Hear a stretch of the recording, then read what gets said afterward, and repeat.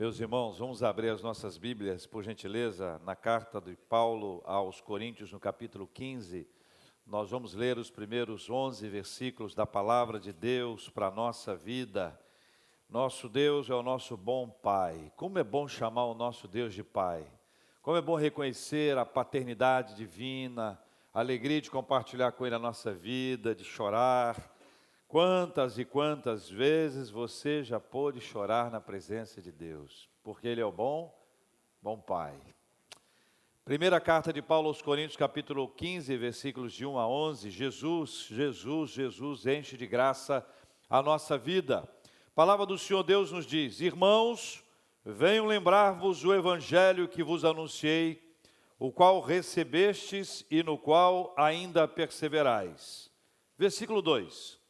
Por ele também sois salvos, se retiverdes a palavra, tal como vô-la preguei, a menos que tenhais crido em vão. Antes de tudo, vos entreguei o que também recebi, que Cristo morreu pelos nossos pecados segundo as Escrituras, e que foi sepultado e ressuscitou ao terceiro dia segundo as Escrituras, e apareceu a Cefas, cante comigo aqui, vai, e apareceu a Cefas, e depois,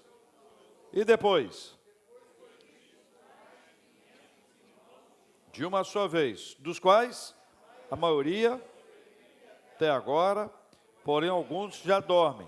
E depois, mais tarde, e afinal, depois de todos, foi visto também por mim, como por um nascido fora de tempo, porque eu sou o menor dos apóstolos, que mesmo não sou digno de ser chamado apóstolo. Por que Paulo diz isso? Mas, pela graça de Deus, sou o que sou. E a sua graça que me foi concedida não se tornou vã. Antes trabalhei muito, mais do que todos eles, todavia não eu, mas a graça de Deus comigo. Versículo 11. Portanto, seja eu ou sejam eles, assim pregamos e assim crestes. Eu queria estabelecer aqui alguns pontos para a gente raciocinar. O primeiro é identificar esse poderoso Evangelho de Jesus Cristo. O Evangelho é muito poderoso, gente. O Evangelho de Jesus Cristo é muito poderoso. Ele é mais poderoso do que a gente pode imaginar. Sabe, é possível que uma pessoa tenha uma compreensão de evangelho, pensando num aspecto religioso, numa questão religiosa. Ir à igreja, vai para lá, vai para cá, faço isso, faço aquilo, mas não se apercebeu ainda desse poder que há no evangelho de Cristo, que nos faz ser ou viver transformações internas, obras divinas, geradas por Deus na nossa vida, coisas que só Deus faz. Paulo começa aqui nesse texto, chamando os irmãos: irmãos, venham lembrar-vos o Evangelho. O Evangelho não pode ser esquecido. O Evangelho não pode ser colocado de lado. É como se houvesse a necessidade contínua de trazer à memória, de não se esquecer, de não se afastar do Evangelho. Isso é muito sério, porque no tempo do apóstolo Paulo, começou a nascer um outro Evangelho. E há uma expressão que ele utiliza em Gálatas 1,6, que ele chama de o outro evangelho, mas em Gálatas 1,7 ele diz que algumas pessoas tentaram perverter o evangelho. Ou seja, é possível, desde a época de Paulo até hoje, que o evangelho ele seja pervertido. A palavra é ruim, né? Não é uma palavra boa para a gente utilizar, mas é isso que a Bíblia fala. A Bíblia fala sobre a perversão do evangelho de Cristo, que faz nascer esse outro evangelho, que não é o verdadeiro evangelho. Em suma, pode ser que eu e você tenhamos ouvido alguma coisa que alguém chamou de evangelho, mas que não seja o evangelho. Aquilo que a gente escuta como evangelho, mas que não é o evangelho, gera para nós um afastamento do verdadeiro evangelho. Se nós estivermos afastados do verdadeiro evangelho, nós vamos perder todo o impacto que o verdadeiro evangelho tem para gerar na nossa vida. Se nós estivermos abraçados com outro evangelho, ou com o evangelho pervertido, que não é o evangelho da palavra de Deus. Se isso acontecer com a gente, todo o impacto que o evangelho gera na nossa vida, ele será colocado de lado e nós não sentiremos os efeitos desse evangelho na nossa casa, na nossa vida, enfim, em qualquer área. Esse texto nos lembra também a ideia da parábola do semeador. Quando Jesus conta essa parábola e fala sobre 4 tipos de solos, mas há um solo só, que é o solo que frutifica. É quando aqueles que receberam a semente do evangelho, eles recebem e compreendem. Em outra versão, que não só no evangelho de Mateus, há uma referência àquele que recebe e retém. Ou seja, eu recebo o evangelho e eu não me afasto dele. Eu não perco o evangelho está na minha mente, está no meu coração. A ideia é que esse evangelho é interiorizado, eu trago para dentro da minha vida. O evangelho não é para ficar na prateleira, o evangelho não é para ficar na cabeceira, o evangelho não é para estar num lugar ainda que de destaque, mas seja distante de dentro de mim. O evangelho é para ser trazido para dentro de nós. À medida que nós formos ler o evangelho, que nós compreendermos o evangelho e que nós colocarmos o evangelho em prática, nós vamos viver essas transformações propostas pelo evangelho de Jesus Cristo. O versículo 2 nos traz um destaque especial nessa parte inicial: por ele também sois salvos. É preciso que a gente entenda, é uma questão racional, que o evangelho nos conduz à salvação. Se a gente falar para as pessoas assim, por exemplo, olha, o evangelho traz para você, saúde física, que é uma coisa boa, todo mundo quer. Mas se uma pessoa estiver desfrutando de boa saúde, fez exame recentemente, está top, está muito bem, ele vai dizer, então eu não preciso do evangelho, afinal de contas eu estou bem fisicamente. Se alguém disser, por exemplo, olha, eu tenho aqui uma mensagem do evangelho que vai fazer você prosperar financeiramente. Alguém pode dizer, olha, eu estou bem financeiramente, logo eu não preciso de Jesus Cristo. Ou ainda se alguém disser, o evangelho é para você uma questão de educação intelectual, crescimento intelectual. Alguém vai dizer, olha, mas eu já estudei bastante, eu tenho estudado, então eu não preciso disso.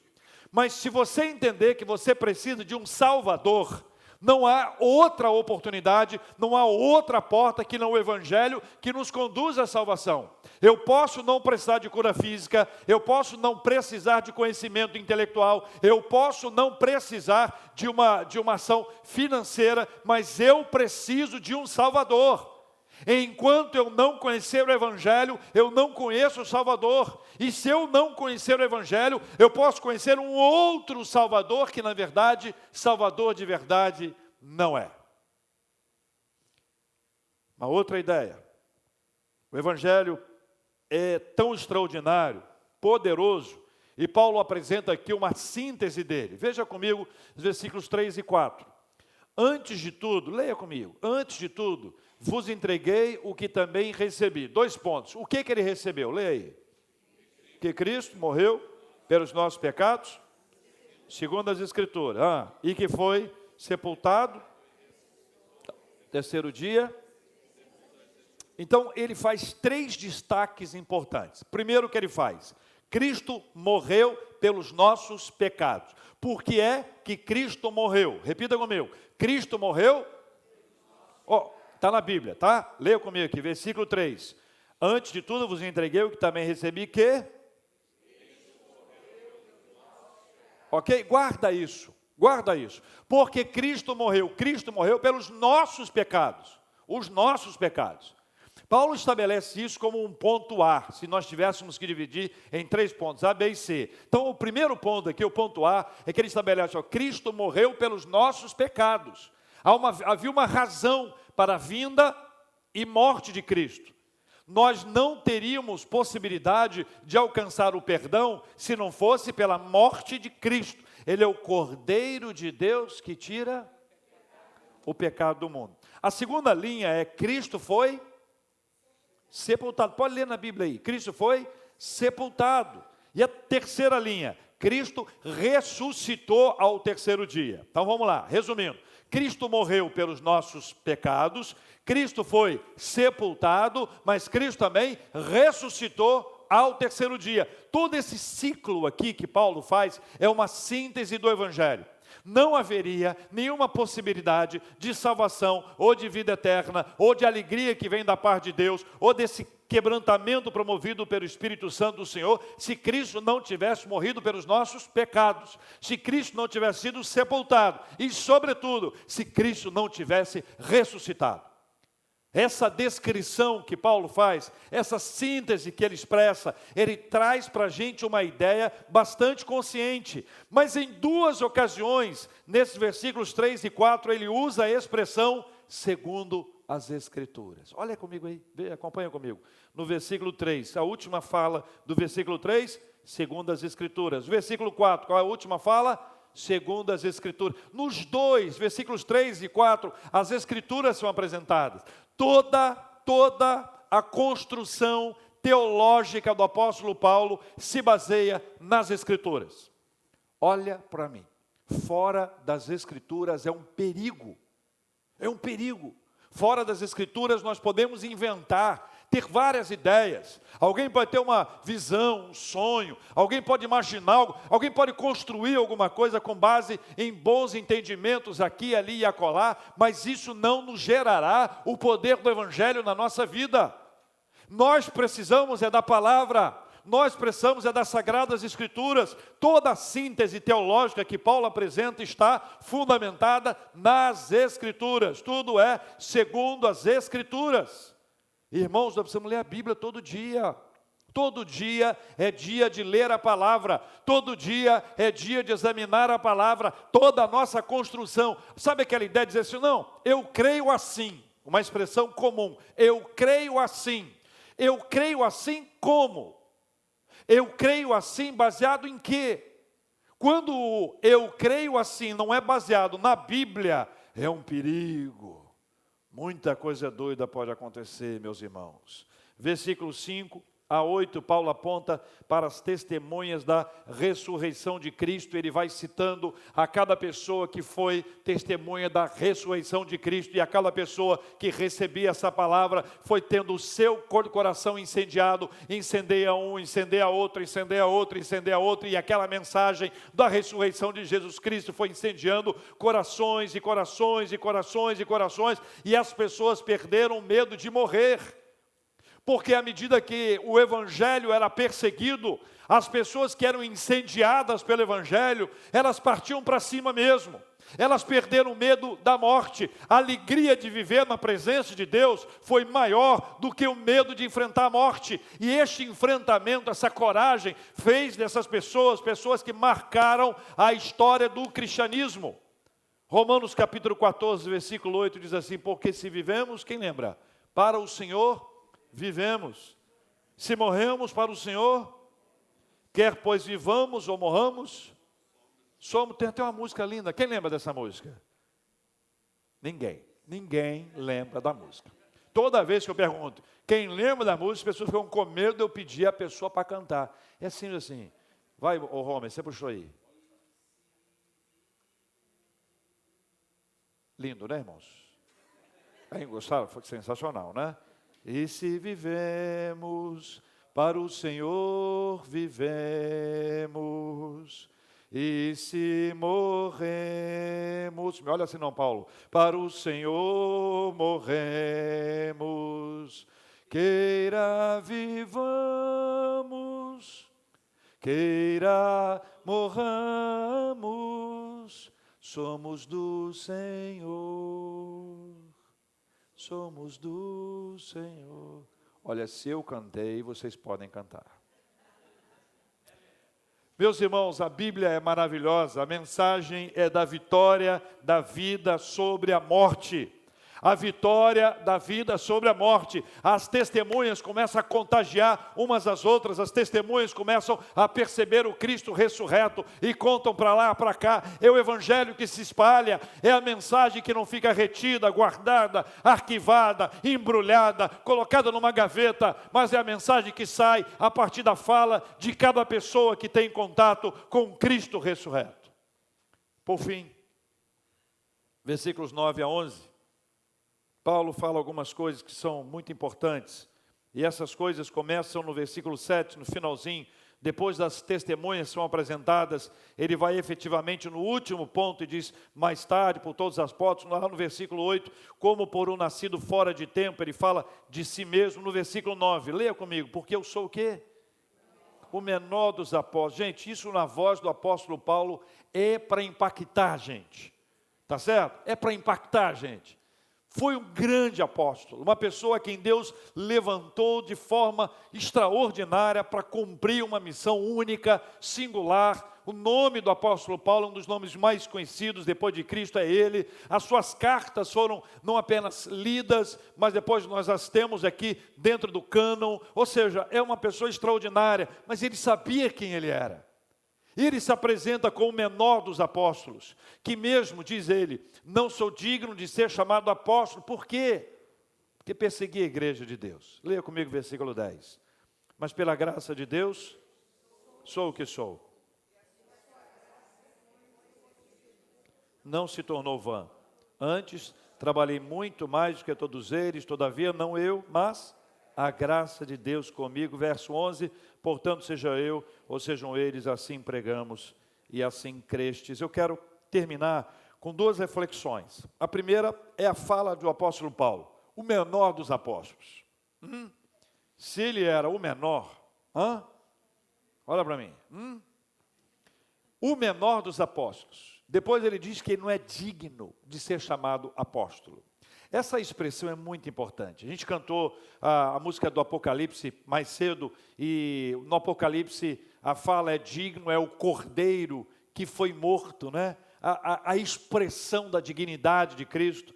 Jesus encontrou com um homem que disse que ele não era digno de receber Jesus na casa dele. Quem lembra dele? O centurião. Ele disse, olha, eu não sou digno que o senhor entre lá na minha casa. Paulo diz, eu não sou digno. E essa é uma expressão de humildade. Mas não se trata de uma falsa humildade, é uma humildade daquele que de verdade já vivenciou esse processo de ser confrontado pelo Espírito Santo de Deus e saber quem Ele é. Não é gente que vive de aparência, não é gente que vive de uma falsa imagem, é gente que já foi confrontado pelo Espírito Santo de Deus. Olhe para mim, Deus sabe quem você é. Deus sabe quem eu sou, e à medida que Deus sabe quem nós somos, Ele ainda assim nos ama. É importante a gente entender, não há em nós nenhum tipo de dignidade que a gente possa exigir alguma coisa, ou querer alguma coisa, ou ficar chateado com Deus por alguma coisa.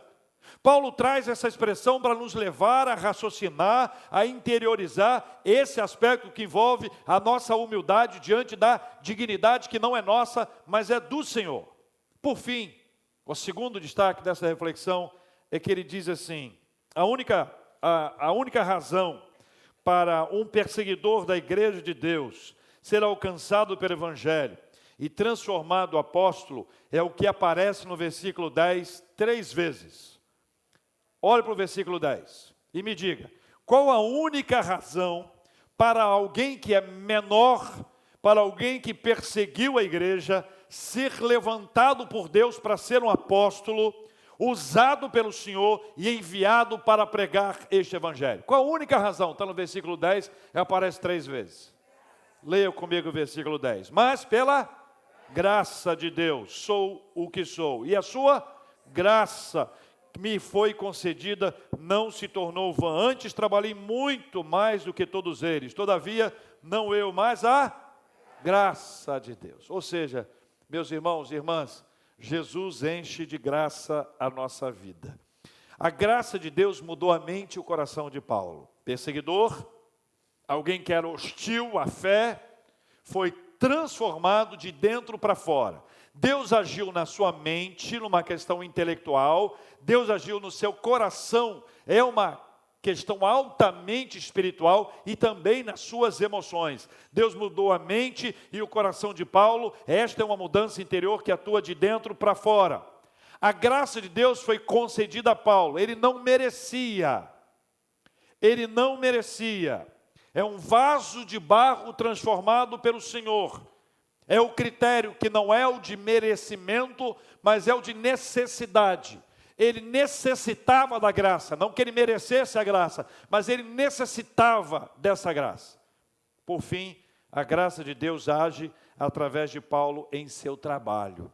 Paulo trabalha, mas a graça de Deus é que faz com que haja resultado. A graça de Deus é que faz com que haja conversões. É a graça de Deus que faz com que Paulo tenha discípulos, pessoas que ele coloca ao lado dele, mas que se tornam discípulos de Cristo, ou aquela linda expressão que ele utiliza em 1 Coríntios 11:1, que ele diz, olha, sede, pois, meus imitadores, como eu sou de Cristo. Paulo não quer que as pessoas o imitem, Paulo quer que as pessoas imitem a Cristo. A graça de Deus estava sobre ele, mudando o coração, mudando a sua mente. A graça de Deus estava sobre ele, porque ele não merecia, mas ele necessitava. A graça de Deus estava sobre ele, abençoando no seu ministério e no trabalho que estava sendo realizado. Jesus, ele enche a nossa vida de graça. Se não fosse a graça de Deus sobre nós, nós estaríamos absolutamente perdidos. Meus irmãos, esta é a síntese desse texto. Eu quero orar com você e quero pedir ao Senhor que, por sua misericórdia e graça, Ele nos ajude a entender que esse poderoso Evangelho de Jesus Cristo, ele precisa ser trazido para dentro, ele precisa ser recebido, compreendido, retido, ele precisa ser tratado dentro de nós, que esse é o poderoso Evangelho de Jesus Cristo que transforma o ser humano. Esse é o poderoso Evangelho de Jesus Cristo que conta que Jesus Cristo morreu pelos nossos pecados, que Jesus Cristo foi sepultado e que Jesus Cristo ressurgiu ao terceiro dia. Esse Evangelho de Jesus Cristo, maravilhoso Evangelho de Jesus Cristo, que muda a nossa existência e nos faz pensar no quanto é bom viver da graça maravilhosa do Senhor. Que Ele nos abençoe em nome de Jesus.